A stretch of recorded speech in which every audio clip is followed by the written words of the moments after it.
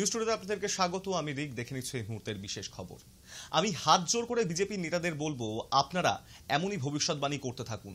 আপনারা বলেছিলেন 30টা সিটে জিতবেন, আমরা 29টা জিতলাম।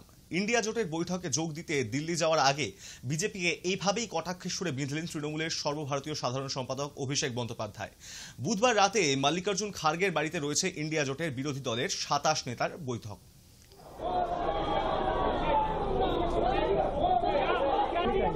कॉन्फ्रेंस के बाद एक इंटीमेशन जरूर आया है और इसी के लिए मैं आज जा रहा हूँ। और उन्होंने, हमारे जो पार्टी लीडर है चेयरपर्सन ममता जी ने भी यही कहा था कि अगर कोई उनके तरफ से कोई भी इनविटेशन आए तो पार्टी की तरफ से मैं वहाँ जाऊँगा। तो प्रस्ताव आए हैं, इनविटेशन आए हैं, मैं जा रहा हूँ। अभी ना फोन में बात हुआ है, ना आमने सामने मिले हैं। एक बार पहले सबको आने दीजिए। कोई तमिलनाडु से आ रहे हैं, कोई बिहार से आ रहे हैं, कोई कर्नाटका से आ रहे हैं, कोई आपका मध्य प्रदेश से आ रहा है, कोई गुजरात से आ रहा है, तो जो भी है, कोई पंजाब से आ रहा है, सबको आने दीजिए। आज दिल्ली पहुंचने दीजिए।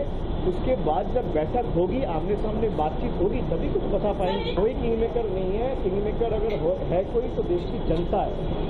किसी का कोई हैसियत नहीं है। मैं फिर से कह रहा हूँ, किसी को अच्छा लगे, किसी को बुरा लगे, लोगों ने जिसको मैंडेट दिया है, जो जाके ईवीएम दबाया है, बीजेपी के ये तानाशाह के खिलाफ, राइस के खिलाफ, बेरोजगारी के खिलाफ, कम्युनल डिविजन पॉलिटिक्स के खिलाफ जवाब दिया है, वो हर एक गरीब आदमी, देश का नागरिक है।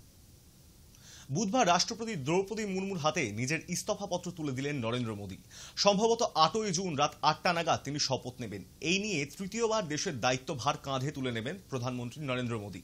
ইস্তফাপত্র হাতে নিয়েই রাষ্ট্রপতি বললেন, যতক্ষণ না পর্যন্ত নতুন মন্ত্রিসভা গঠন হবে ততক্ষণ পর্যন্ত মোদী এবং মোদী ক্যাবিনেটের সমস্ত সদস্যরা দেশের দায়িত্ব সামলাবেন।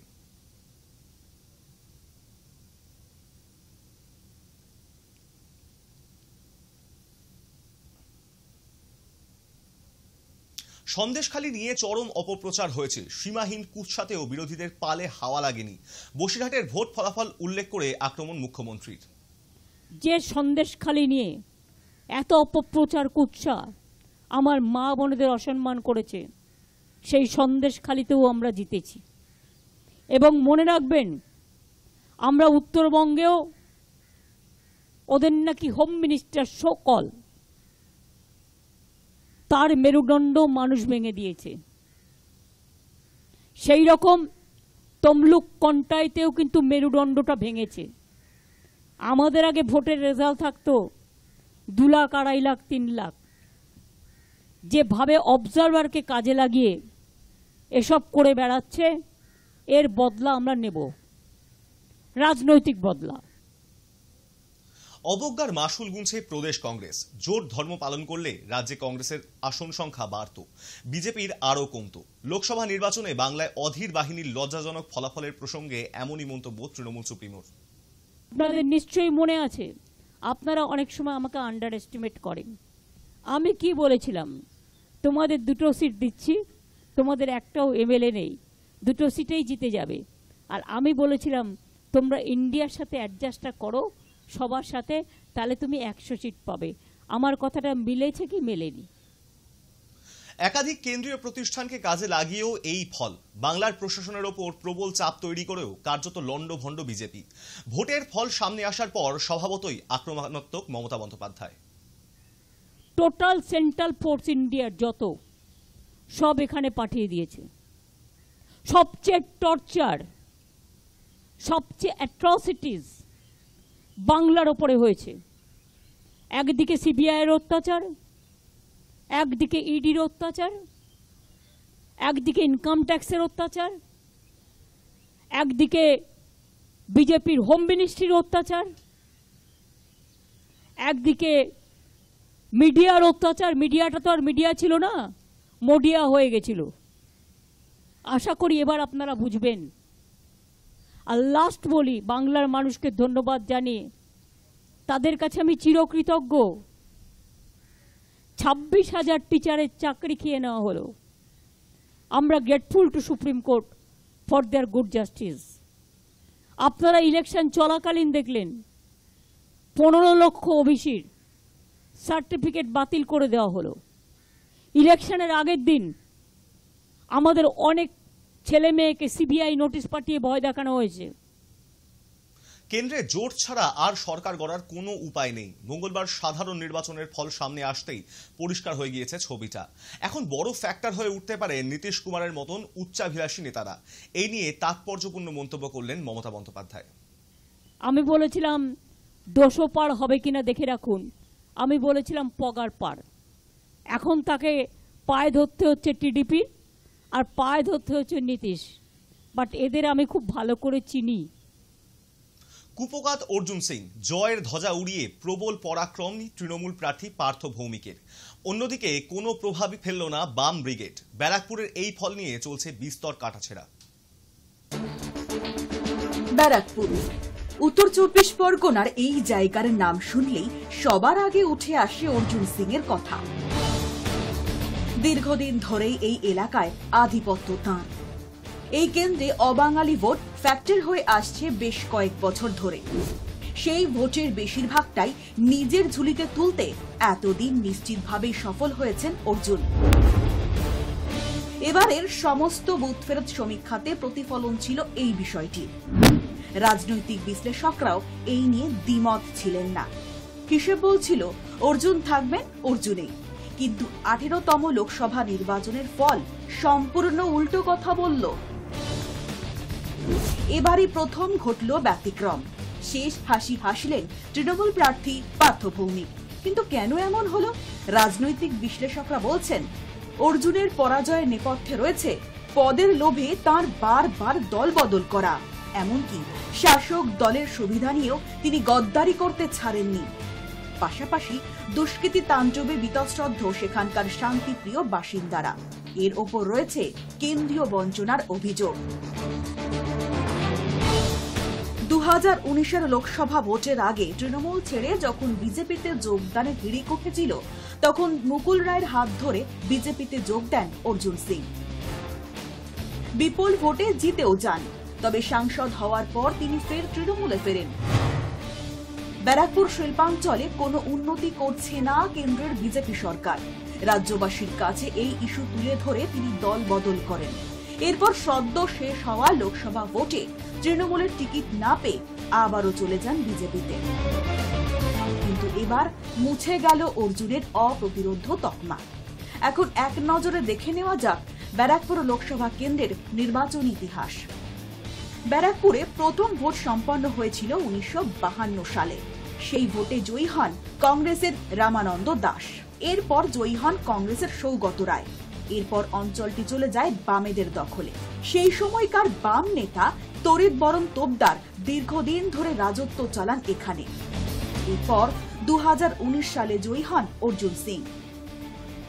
2024-এ এই কেন্দ্রের তৃণমূল কংগ্রেস প্রার্থী পার্থ ভৌমিক 64,438 ভোটে অর্জুন সিংকে পরাজিত করলেন। এখন দেখা যাক পার্থ জামানায় নতুন কি সমীকরণ পান ব্যারাকপুর লোকসভা কেন্দ্রের বাসিন্দারা। Bureau report, hi news.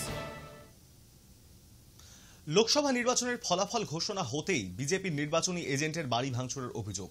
সোনারপুরে ঘর ছাড়া বিজেপির নির্বাচনী এজেন্ট সমীর মিস্ত্রি। অভিযোগের তীর তৃণমূলের দিকে।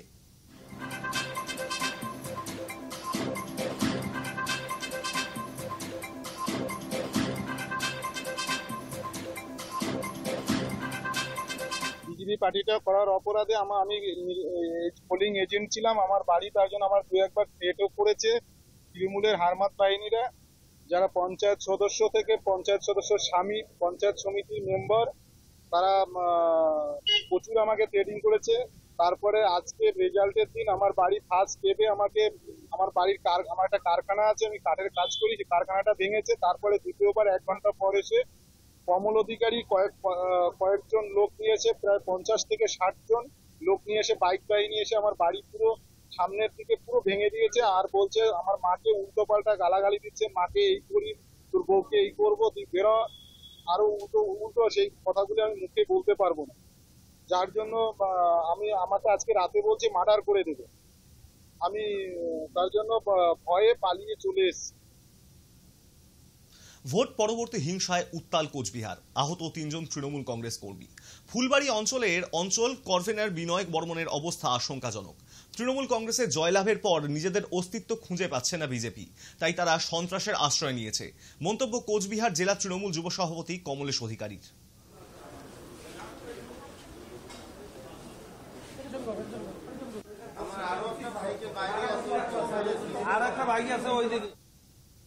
রাজ্যের মানুষ মমতা বন্দ্যোপাধ্যায়ের ওপর বিশ্বাস এবং আস্থা রেখেছেন, তাই ভোটের এমন ফল হয়েছে। বুধবার তারাপীঠে পুজো দিতে বেরিয়ে সাংবাদিকদের এমনটাই বললেন বীরভূমে 4 বারের জয়ী তৃণমূল সাংসদ শতাব্দী রায়। এদিন শতাব্দী রায় পরিবারকে নিয়ে আসেন পুজো দিতে।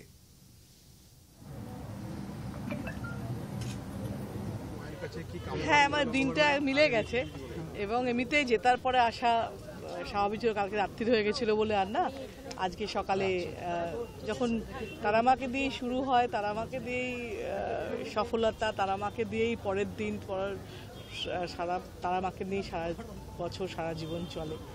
তো আমি বিশ্বাস করি তারামা চেয়েছে বলে আমি বীরভূমে থাকতে পেরেছি, তারামা আশীর্বাদ আছে বলে আমি বীরভূমে এতগুলো বছর কাটাতে পারলাম, আগামী দিন কাটাতে পারবো। বুথ লেভেল থেকে শুরু করে প্রত্যেকটা কর্মী নেতারা এমনভাবে পরিশ্রম করেছে। এই লোকসভার ভোট ওরা কখনো এরমভাবে করেনি। সবাই ভাবতো লোকসভা মানে ঠিক আছে গায়ে নিজের ভোটগুলো করতো। এইবারে ওরা যেভাবে ভোট করেছে, ভালোবাসা আবেগের সঙ্গে, যে পরিশ্রম, যে লড়াই করেছে সেটারই রেজাল্ট। অভিষেক যা বলে সেটা করে, এটা একটা দলের সবার কাছে ধারণা আছে এবং সেটা করে দেখিয়েছে। সেই জন্যে লোকসভা নির্বাচনে রাজ্যে ভালো ফল করেছে তৃণমূল। হুগলি লোকসভা কেন্দ্রে বিরোধী পক্ষ লকেট চট্টোপাধ্যায়কে হারিয়ে ভালো ফল করেছে তৃণমূল প্রার্থী রচনা বন্দ্যোপাধ্যায়। তারপরেই সকালে মায়ের মন্দিরে প্রণাম করে যাত্রা শুরু করলেন রচনা। জয়ের পরে সাংবাদিকদের মুখোমুখি হয়ে কি বললেন তিনি, শুনুন। আজকে জয়ের পরে আজকে মন্দিরে আসলাম, যদিও আমার পুজো আছে বাড়িতে, অসুস্থ হচ্ছে, আমার শাশুড়ি মা মারা গেছেন সবাই জানেন, তাই জন্য মন্দিরের ভেতরে ঢুকতে পারলাম না, পুজো দিতে পারলাম না। সেটা 12 তারিখে আমাদের কাজ হয়ে যাওয়ার পরে আমি ঠাকুর মন্দিরে এসে ভালো করে পুজো দেবো। কিন্তু মাকে নমস্কার করে গেলাম। ঠাকুরের আশীর্বাদ ছাড়া জীবনে চলা যায় না, আমি সবসময় এটার বিশ্বাসী।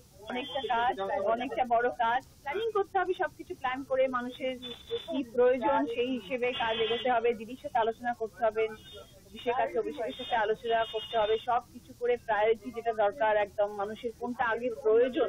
এক একটা জায়গায় এক একটা মানুষের এক এক রকম প্রয়োজনীয়তা থাকতে পারে, অসুবিধা থাকতে পারে। যেই জায়গায় যেরকম কাজের প্রয়োজন সেইভাবে আমরা কাজ নিয়ে এগোবো এবং সেভাবে কাজ নিয়ে ভাববো। ভয়াবহ পথ দুর্ঘটনায় মৃত্যু হলো 3 জনের। মঙ্গলবার গভীর রাতে লাভা থেকে কালিম্পংয়ে যাওয়ার পথে পাথর ঝোড়ার কাছে একটি গাড়ি নিয়ন্ত্রণ হারিয়ে প্রায় 500 ফিট গভীর খাদে পড়ে যায়। ঘটনাস্থলেই মৃত্যু হয় চালক সহ 3 জনের। গাড়িতে একই পরিবারের 4 জন ছিল বলে জানা গিয়েছে। বুধবার সকালে পুলিশ ঘটনাস্থলে পৌঁছে মৃতদেহের উদ্ধার করে ময়নাতদন্তের জন্য কালিম্পং জেলা হাসপাতালে পাঠায়।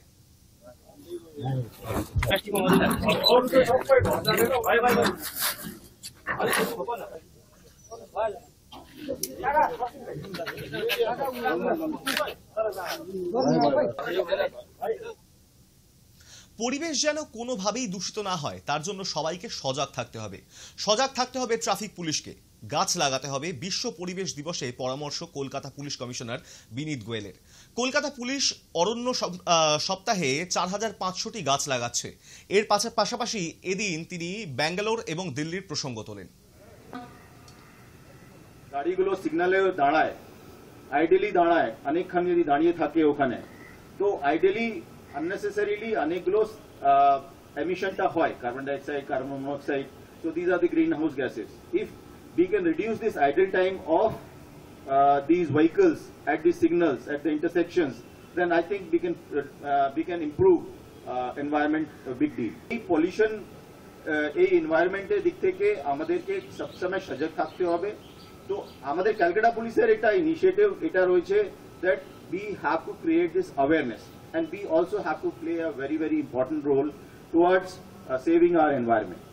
তো এর জন্য I think tree plantation activity আমরা প্রত্যেকবারই করি। এই অরণ্য সপ্তাহে we have a plan to plant almost about 15,000 trees in various units of Calcutta Police in and around Calcutta. News today এখন এই পর্যন্তই। দেখতে থাকুন হাই নিউজ।